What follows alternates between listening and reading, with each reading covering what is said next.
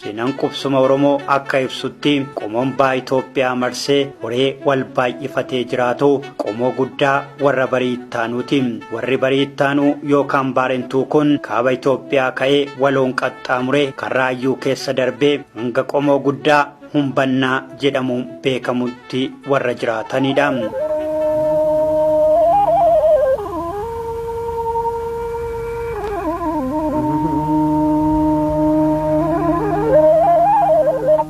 Jobiye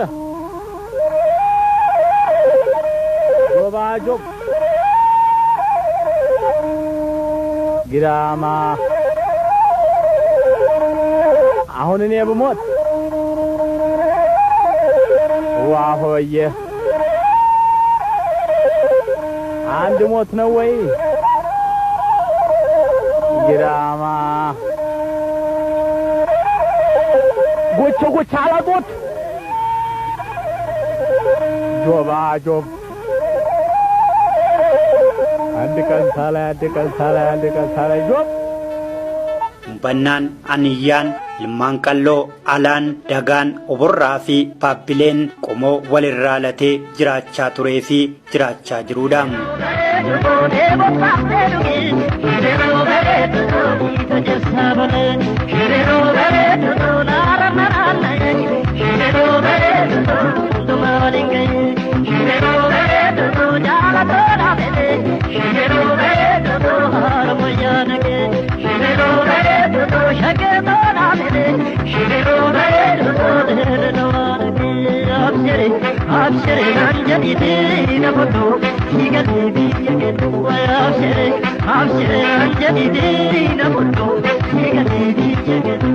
Qomoon kun akka qubsuma isaaf ta'utti oomisha midhaan nyaatu lafa tifkataa fi haala qilleensaa jireenya isaatiif mijatu ilaallatee seera isaa iddoo itti tumatu odaa bultum taasifatee qomoo guddaa jireenya isaa Oromiyaa ba'aa taasifateedha.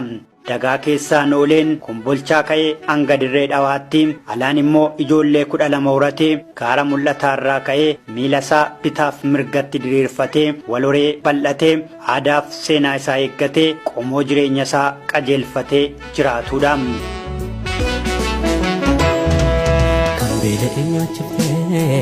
Kan dheebotee gooftaa ija tokko laaltee hundaa simataa kan daaree uffistee dhabaa diroomsitaa ija tokko laaltee jiraachisaa.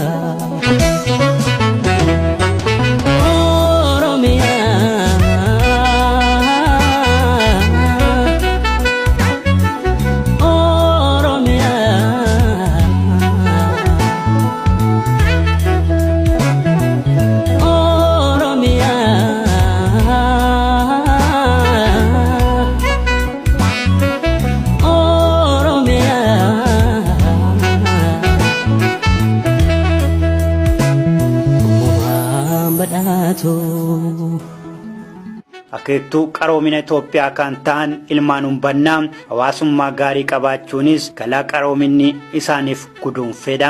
Jaalalaa fi obbolummaan qoosaa fi tabaan kan adda ba'an ilmaan Humbannaa amantaa isaaniin wal qabsiisanii ni daldaluu, waan irraa hafe immoo ni gurguratu, waan hin qabne immoo ni bitatu. Kanaanis Sumaalee fi Araboota waliin walitti dhufeenya guddaa qabu.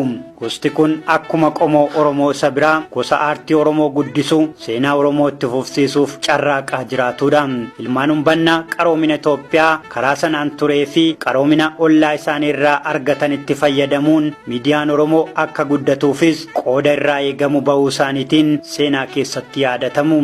Ilmaan Humbannaa jireenya hawaasummaan beekamanis waan hin malleef ni didu, ni qabsaa'u, mirga isaaniifis ni falmatu. Seera murtii guutoon qabachuun goota qixxee Kumaa Bakarwaaree hanga Elemoo Qilxuutti, Elemoo Qilxuu hanga dhaloota har'aatti gosti kun gosa seenaa fi seexaa guddaa qabudha. Dacheen Humbannaa kun Itoophiyaa bira darbee booree gootaan goota addunyaaf fakkeenya, Hindi immoo ministeera muummee ta'ee kan bulchee biyya Malik Ambaari.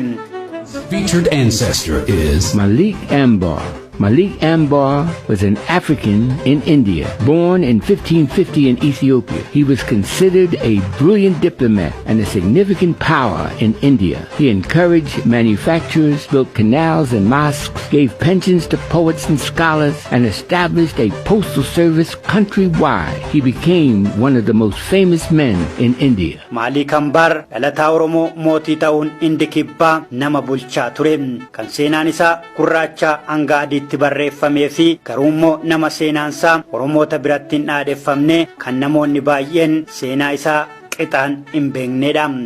Yaalaatinii bakriisa baloo gote gube. Yaalaatinii bakriisa baloo gote gube. Abbaan gammachii Hayilee Fidaa Maamman Rashaad fa'aatu ittiin si katabe. Maamman Rashaad fa'aatu ittiin si katabe. Baaroo tumsaa kufnaa warri ogaade qubate. Baaroo tumsaa kufnaa warri ogaade qubate. Magarsaa barii gazuu bantii loorii faboo malee jabudhanii tulumate.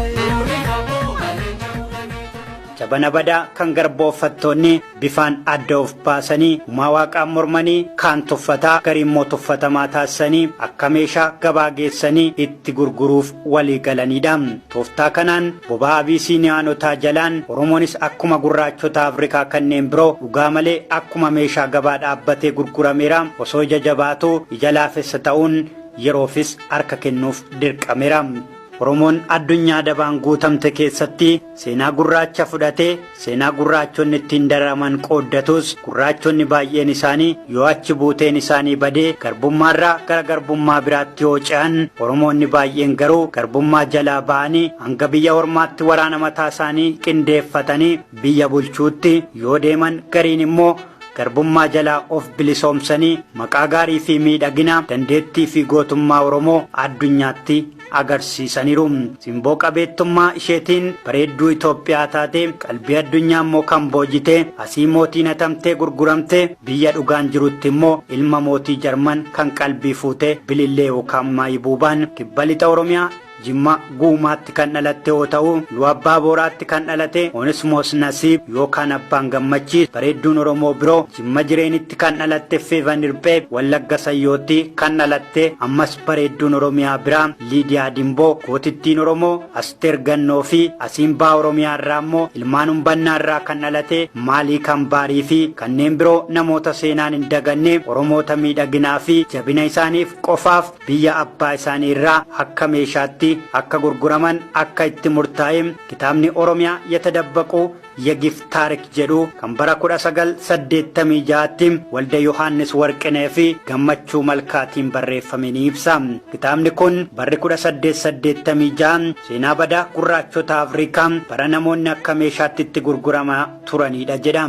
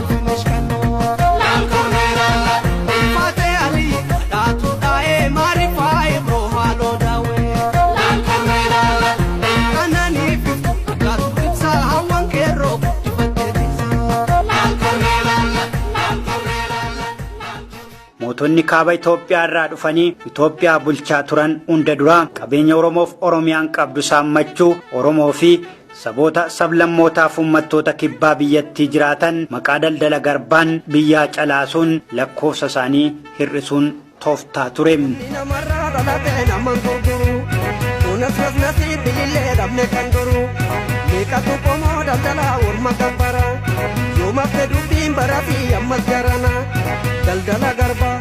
Daldala garba masirni gurraacha nadii jedhu kakate meeqatu didee bargamaan bahee baqate darri wal xaxee dhigicha namni wal shakke mal barrakkasii koodee fi koodee wal danqee daldala garba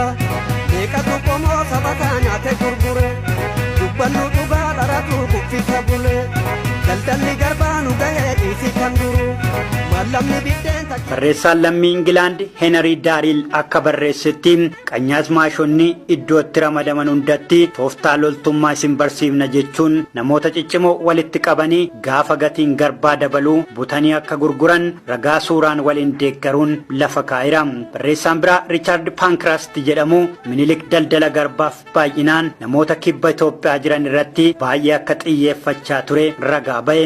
Daldala garbaa kana keessatti namoonni baay'een bookee gurra arbaa seente ta'anii achi buuteen isaanii yoo dhabaman Oromoonni kanneen akka Maaliik Ambaar garuu goota gootummaa isaan tulluu Everest ta'ee addunyaa irratti mul'ateedha.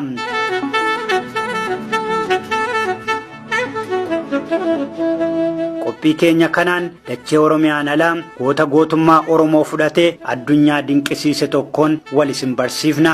የጥቁሩ ፈርዖን ልሳን የአዴ አዳ ፀሐይ ብርሃን የአዱሊስ አዱኛ ኪዳን አባ ገዳ አባ በዓል የቅድመ አክሱማዊት ቃል ያሰርቱ በሮች ይመስላል የማለዳ ንጋት ጸዳል የወሩስ ኦሪሳ ተምሳል ለካ አንተ ነህ።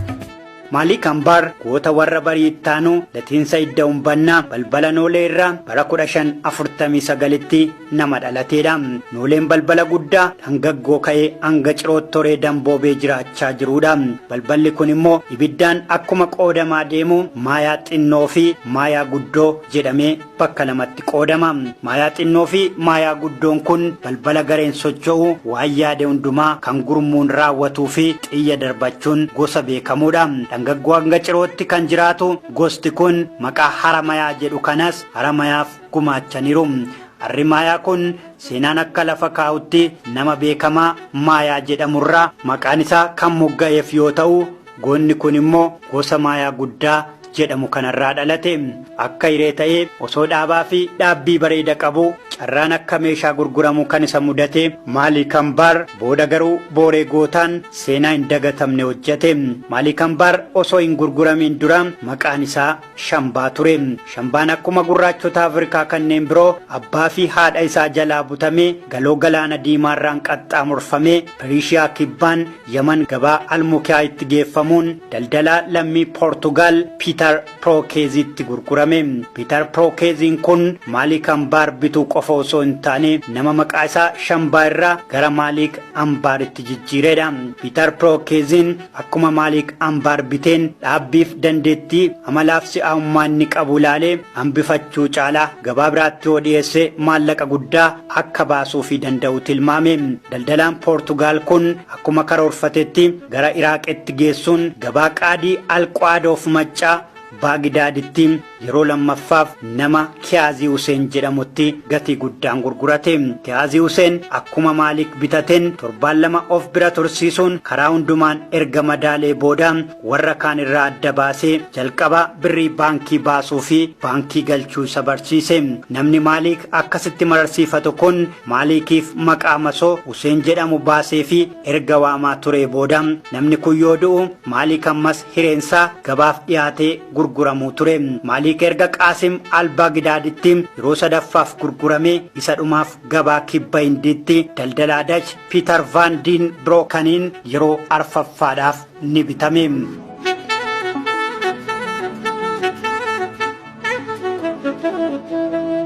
Gabaan kun gabaa milkii booree gootummaa Maaliik yoo ta'u yeroo dhumaatiif ministeera muummee Hindii kibbaa Nizaashaayii Chiziningitti gurgurame. Hindideekaan akkuma saba Oromoo saba duudhaa amantaa hawaasummaaf siyaas dinagdee bareedaa qabdu waan taateef Maaliik yeroo jalqabaatiif agarsiisa aadaa sirbootaa fi shubbisoota garaagaraa irratti hirmaatee Hindii kibbaa Deekaan jedhamtu kan ija dachee dhaloota isaatiin ilaaluu jalqabe. Maaliik yeroo jalqabaatiif agarsiisa akkanaa irratti hirmaatee yoo ilaalu namoonni Itoophiyaa akkuma isaa bitamanii gara Hindii dhufan hedduu jiraachuus ni qeexeffate. Gaafa sanarraa ka'ee egeree isaas tilmaamuu jalqabe. Jireenya garbummaa mo'achuuf qabsaa'u malee filannoon biraa akka hin jirres ni murteeffate. Mootiin Hindii kibbaa Deegaan bulchaa ture kun Maaliik baay'ee waan jaalateef loltummaa yoo barate isaaf maatii isaa akka eeguuf afaan Arabaa French erga barsiisee booda basaastummaa fi loltummaa irratti leenjiiwwan garaagaraa akka fudhatu isa taasise. Maalikis suutuma suutaan sulxaanota Hindii kibbaa xixiqqoo waliin wal baruun adeemsa siyaasaa biyyattii xiinxaluu jalqabe. Dhoksaan immoo Itiyoophiyaanota biyya sanatti gurguramanii jiraatan qunnamuu jalqabe. Haa ta'u malee Maalik waggaa 9f mootii kana gara bal'inaa fi of eeggannoo guddaadhaan tajaajilaas ture. Suutuma suutaan garboota Hindii kibbaa deekaan jiraatan walitti qabe namoota 1500 galmeessuun yeroof maqaa mootii biyyattii waliin tajaajila jedhuun dhoksaan garuu loltummaa barsiisuu jalqabe. Maalik Ambaar erga waraana isaa kana haalaan qixeeffate sulxaanota yookaan mootummoota xixiqqoo biyyoota hundaa erga maalummaa isaanii baree humnaan mootummaa biyyattii fonqolchuuf karoorfate.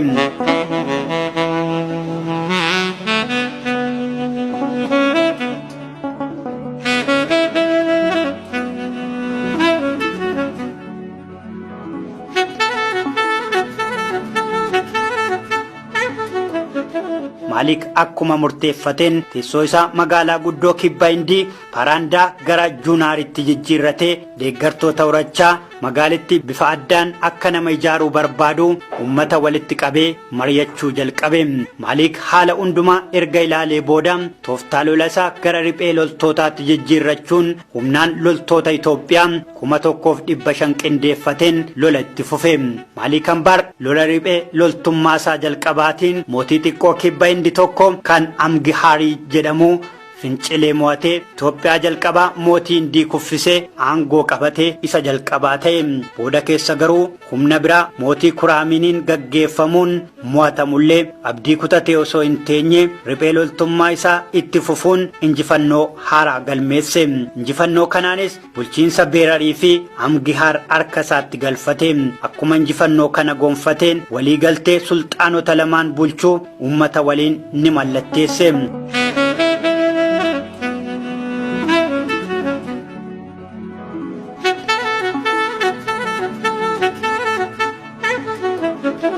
Takka ture immoo jeneraala waraanaa humna hamaa biyyattii qabu kan Kiyaanaan jedhamu Amgiyaadir irratti waraanee injifannoo hedduu galmeeffate. Humni jajjabaan lama kan waraanaa Laayikuujii fi Jadhaaroo fi Roonajiin dursan garuu yeroo baay'ee Maalik Ambaar mo'achuu milkaa'anillee Maalik osoo abdii hin kutatiin humna jabaa fi teeknika waraanaatti jijjiiruun sulxaanota lachuu ni dhabamsiise.